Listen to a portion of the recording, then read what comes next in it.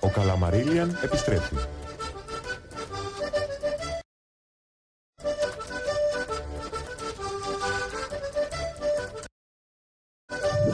Δέκα, 9, 8, 7, 6, 5, 4, 3, 2, 1. Τελείωσε η βάρδιά μου, κύριε Καβούρη, και να μην ξεχάσω να σας πω ότι κι εγώ μια μέρα θα καταφέρω κάτι στη ζωή μου και δεν θα χρειαστεί να ξανάρθω σε αυτή την ποντικότρυπα.